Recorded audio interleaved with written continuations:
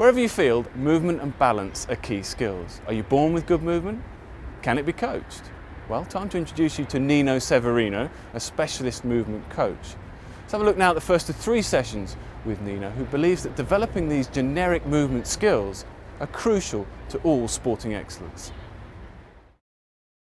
Some athletes are born with bundles of athleticism and some are not.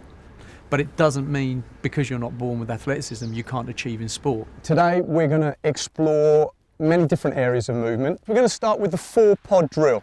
Now the first foot movement we're going to work is just side to side. So from here, side to side movement, side to side, side to side, and side to side. So what I'd like you to do is not to work on heavy and full contact with the floor. So we're getting a plodding movement. I'd like those heels firing really fast. So I'm going to cue you on colours and numbers. But to begin with, we're going to start with numbers.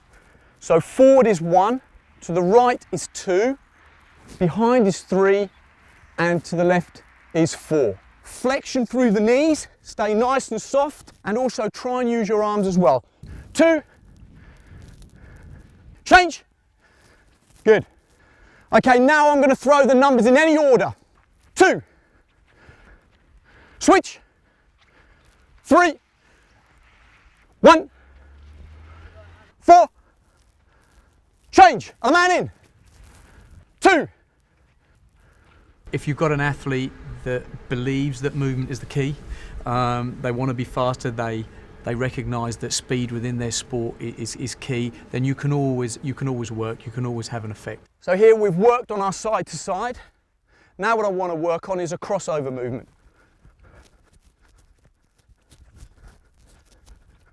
Now I want you to start exploring some movement, little pre-steps where you're adjusting. So when you come out now and you come back, don't settle and become inert. Keep that lively footwork going. Keep moving, come out, here, move. So continue on your toes now. So we're going to lift it up a gear, yeah? Leg in front, all leg in front movements. Leg in front, little plyo steps, and come back in. One of the areas I really want you to focus on while you're moving is not just throwing yourself through the drill. Because what we've got to concentrate on is that we're trying to create efficiency, economy, and we're trying to also avoid injuries.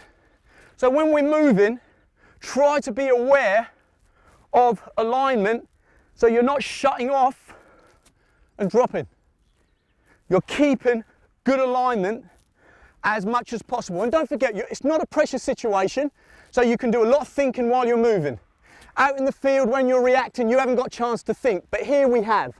So let's try and correct as much as possible. When ultimately you look at the greats, you know, all the people that we admire because they are so good at sport, what you tend to find is when you look at them, they almost have everything. And that's what we're trying to work to, that's what we're aspiring to. So if we're weak in one particular area, we try and build it up, and movement is massive.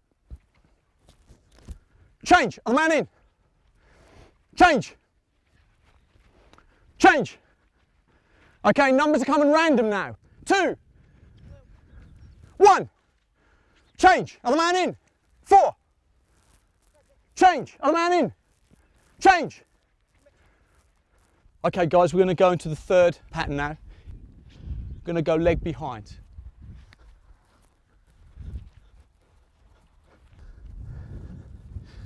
Don't forget about the heels, don't make the heels strike too heavy.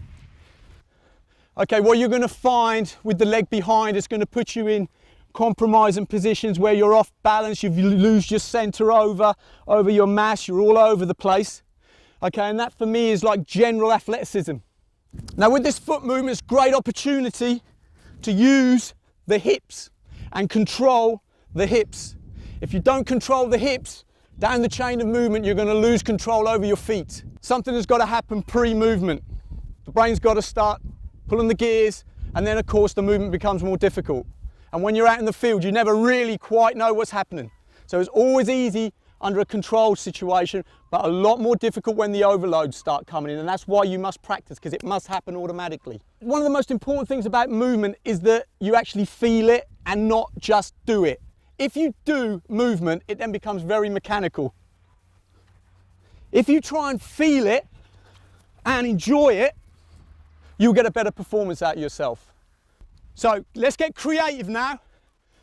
Side to side, leg in front, leg behind, and just randomly see what comes. So there's no patterning now, right? You're just going to throw yourself around.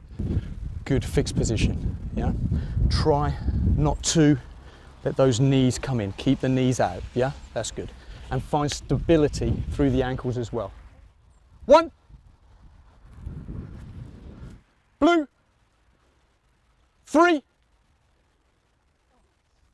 On that last drill, because I mixed the numbers and colours up, all of a sudden we started to struggle. So surprise again is another massive thing in terms of performance. And you've got to deal with it, yeah? So it's always good, whenever possible, to put those layers into the drills. Okay guys, just to cap the drill off now, we're going to start bringing the ball in. So here the drill pattern's going to be, the ball comes in, you wait, I count the number, you give, you come out, you come back, you throw, you come out, you come back. So I'm going to try and time it so you have enough time to take the ball, give it back. Now if I don't cue you on the number, just stay on the toes. If you've thrown back, just stay on the toes, then go. 1, fantastic. 2, 3, 4. Okay guys, always add in the layers, always add in the overload, trying to come at you at different angles. So now let's put another overload in.